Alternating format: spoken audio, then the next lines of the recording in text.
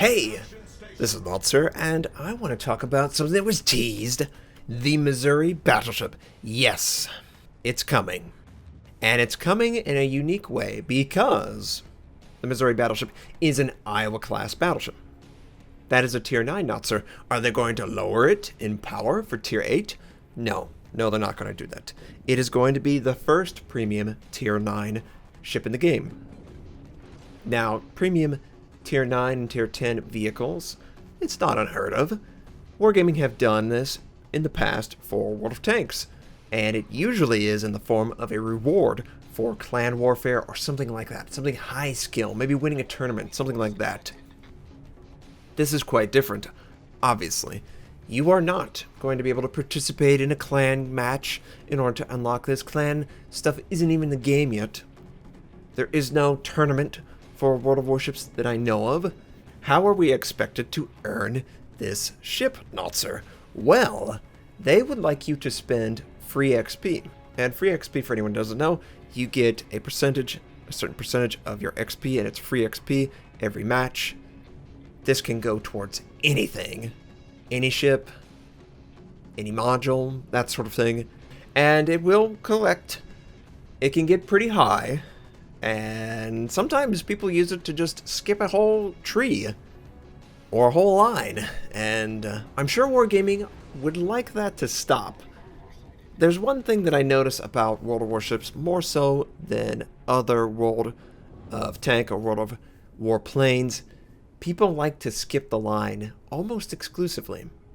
I don't know if that is because XP is easier to earn in this game. I'm not 100% familiar. At least for me, I have a much higher than average XP earned in World of Warships than World of Tanks. I'm just better at it. Yeah, shocking, right? I play more of it. I think they would like to get some free XP out of the population, and this is a solution that they think is reasonable. It could also generate funds for them, which is, of course, what any good business would like to do. How much is it going to cost? I think it's going to be really high. They have described it as very expensive for free XP, not your normal ship cost. I believe Tier 8s range from $40 to $60 US dollars, and obviously your regional equivalent can push or pull on that number. It's not cheap. I don't think the Tier 9 is going to be cheap. I think easily triple digits, if not higher. Now, I don't think it's going to be $1,000, but, $200. I could totally see that, and that wouldn't be unheard of for Wargaming. Now, I wouldn't spend $200 on something like that. No way! That's just too much. But they've done it in the past in World of Tanks. Extremely powerful or extremely exclusive ships, or tanks, sorry. Yeah, in World of Tanks, they've tried to sell ships, but tanks in World of Tanks that were extremely rare, extremely valuable, they have sold them for a boatload. Okay, that did fit. A boatload of cash. It's not unheard of for a tank to cost $100, $150. It's pretty rare, but the Missouri's pretty rare. It is an iconic American battleship. This would probably be the American ship that you would see in North America, on the same level as the Tirpitz, the Bismarck, the Warspite, the Yamato. In other regions, they love these iconic battleships. The Missouri's no different. It is very iconic.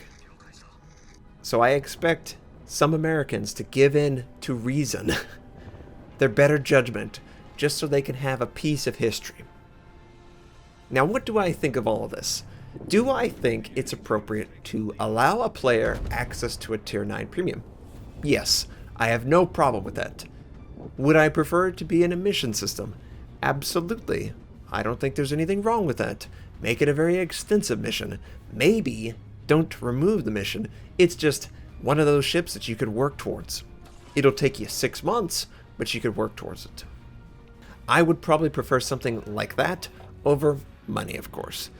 Because, sure, money is a reasonable currency to use in exchange of goods, But it would have been nice for this to be some very unique experience for players, and you would have time to develop your skills, and it wouldn't be running the risk of putting someone in a situation where they probably don't deserve, or they don't have enough experience to really hang with the big boys, so to say.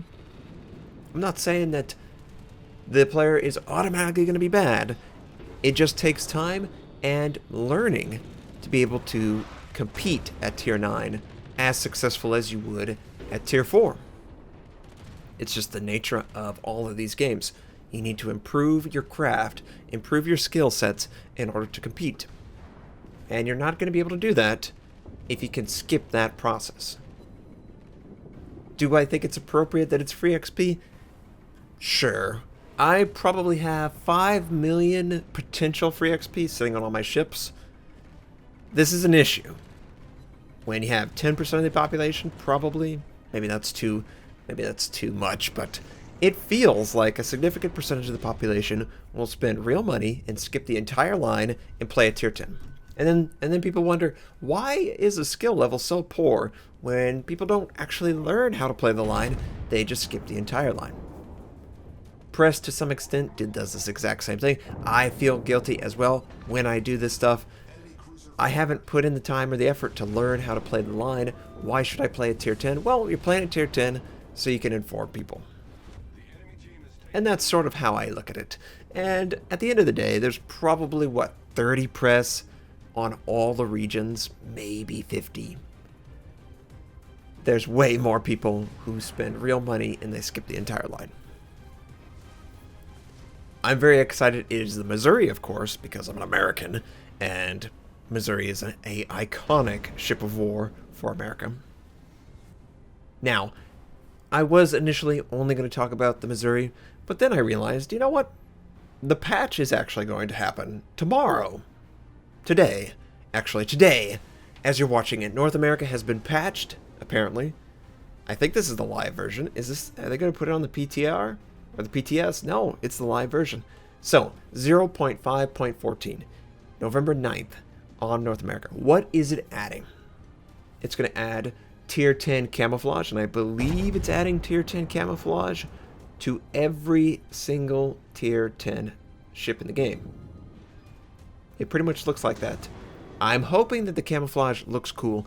I will show off all of it, because I can, in a press account. Hopefully I have enough doubloons for all of this.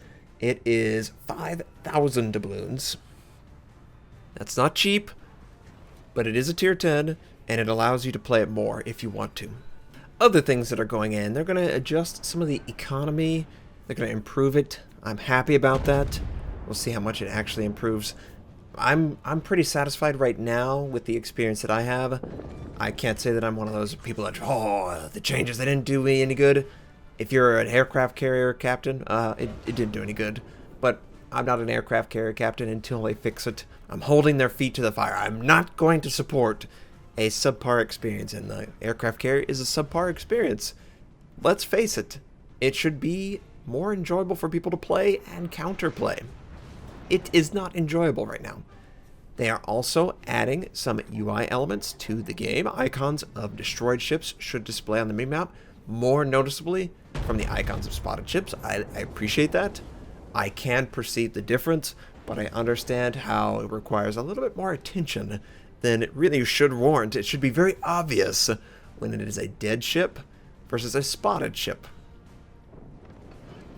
They're going to be slightly adjusting the HP bar schemes, a little bit other changes. We'll see how clean the UI looks whenever it comes out. I will be streaming this later today if you're interested in checking out the changes. They are also adding anti-aliasing to the game normally. Thank you. I have been using NVIDIA Inspector for about 5 patches at this point. It makes the game look great. Hopefully this will make it look great as well, and maybe use a little less resources. We'll see. Maybe it'll be optimized. We all see the rigging. We all know it looks hideous because of all the pixelation. How are they supposed to display thin wires of metal and rope It's never going to display correctly, or railing or anything like that, or stairs. It's just really tiny, and there's just not enough clean lines on these ships to make them look beautiful, and hopefully the AA will change that. There's a bunch of other ship changes, slight fixes to issues that occurred. They're going to improve the appearance of some things. They fix some little details. I'm excited to see all of that. Apparently they've optimized the usage of RAM and graphics memory on low quality. I know I see people who submit and it's like, whoa, you're playing at like 480. Hopefully this will improve the gameplay so it'll run better for you. They are turning off the Halloween event when this patch comes out. So if you're trying to get some of that Halloween camo, go quickly because it's going to be gone soon. And last but not least, there is some ship model updates for the Japanese destroyers. Now, I don't know when the Japanese destroyers are coming in, but I would assume they are not coming in with 0.5.14. They would announce that. So my assumption is December is when we should expect it. And I'm excited to see people enjoy them. They're still tweaking some changes. I can't really talk about that in great detail. I just want to let you know what they apparently have been doing right now. So yeah, the Missouri. Tier 9 premium ship. It will be available for free XP in the near future. I'm excited to see the ship in game at least. I'm not excited to see how much it's going to cost, but I understand. We'll see if I understand. It really depends on how much it costs. I hope it is interesting for those to at least look up the history of the ship. I know I do whenever I see an iconic ship of war. It's always fun. I've checked out all the Bismarck stuff. It's really cool to see it sitting at the bottom of the ocean and all that stuff. You should definitely look up this stuff to realize the historical significance of the vessel. I hope you have a fantastic day, and I'll catch you next time.